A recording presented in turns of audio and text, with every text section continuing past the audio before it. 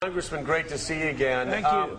Any response to Nancy Pelosi accusing the CIA of lying to her yesterday? Well, I think it's great theater, and all this excitement over the torture and the CIA, I think is very beneficial because it distracts from the steamroller of big government going on in Congress, and hopefully it'll be beneficial. But it's also beneficial in trying to find out what's going on. But just think, we wouldn't have this discussion if we had just followed the law. Our law prohibits torture as well as international law.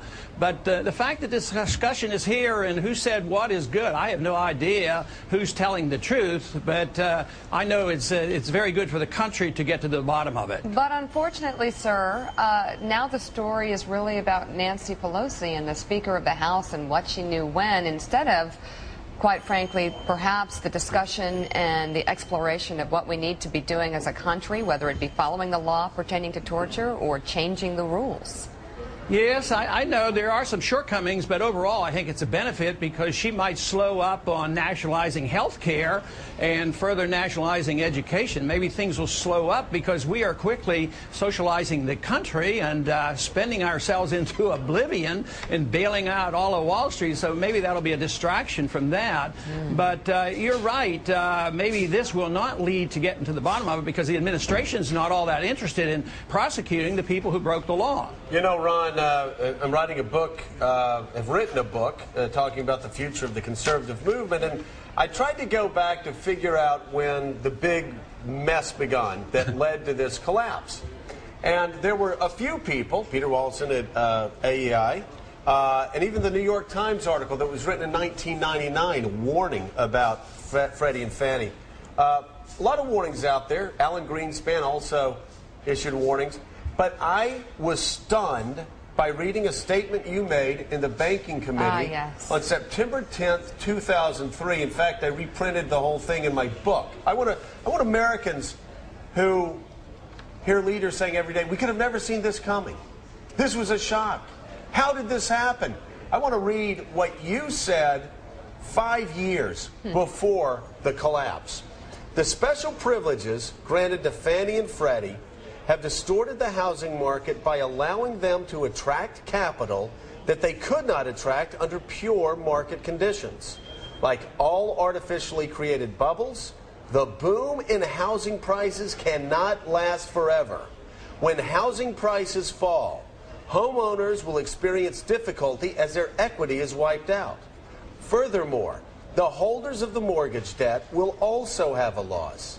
These losses will be greater than they would have otherwise been had government policy not actively encouraged overinvesting in housing. And you go on to say, because so many people will invest in housing, the damage will be catastrophic.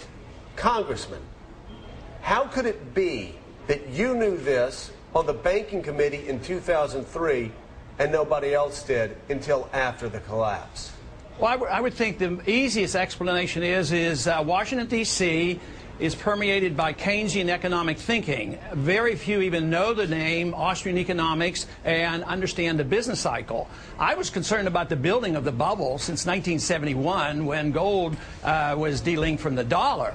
So since that time, the bubble has been gradually being inflated, but it got out of hand in the 1990s as well as after 2000. Bernanke taking interest rates down to 1%. To me, the biggest surprise was, although I was very concerned in 2003, I was concerned before that, I'm surprised it lasted to 2007. That's when the bubble really burst. But it was amazing how long it lasts. And to me, the more amazing thing right now is not only has the financial system collapsed, which is very, very bad and very dangerous, I believe that what we're moving toward now is the collapse of the dollar. And the collapse of a dollar, because it's the international reserve currency, I think is going to be much worse than what we have already witnessed. Can you all believe this prediction in 2003? Prophetic. Absolutely Talking to everybody on the Banking Committee, telling them, hey, we're in trouble.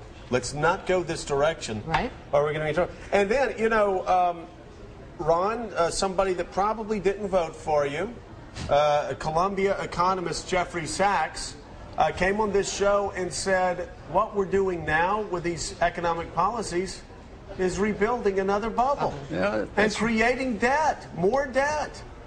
Well, they're trying, but they're going to have a difficult time reinflating the bubble. To me, what is disturbing is those individuals who did not predict what was to come are now predicting that the downturn has ended. It's over. At the end of the year, we're going to have growth. They're still listening to the Bernankes of the world. And yet, they were completely wrong before. Greenspan was wrong. Bernanke was wrong. But all of a sudden, oh, I know, the end has come, that we got into our trouble by spending too much, borrowing too much, and inflating too much, and now that's all they're doing, and now they're predicted, and they have given credibility of knowing how to predict the end of this downturn. That's Ron, to be astounding. Hey, Ron, not only that, the very people that sat in your committee when you told them what was going to happen remained silent. And in fact, some accusing you and other Republicans that were critical of Fannie and Freddie of being racists who hated poor people.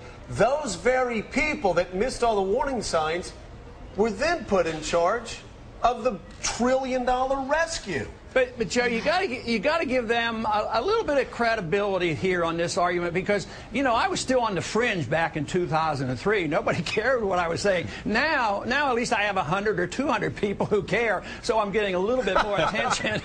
and it isn't so much me. I'm just reciting what I've learned by studying free market economics, and we haven't had free market economics. Now they're blaming capitalism for all these problems and not enough regulation. We've had crony capitalism. We've had inflationism, corporatism, big government. We've not had true free market capitalism, so we have to define it. Somebody asked me once, what individuals caused this problem? I would put it all on the shoulders of Keynes. And it's a long time since he's been around, but Keynesianism exists. Remember what Nixon told us? We're all Keynesians now. That was when the last link of the dollar to gold was removed, and since that time we've had nothing more than these bubbles and big government, but it is coming to an end. We can't afford this foreign policy or these bailouts any longer. Exactly. We are out of money. We've got to show restraint at home and restraint overseas. Carlos. Congressman, to that point about restraint at home and restraint overseas, how would you cut not just the deficit but the debt if you had the presidency here?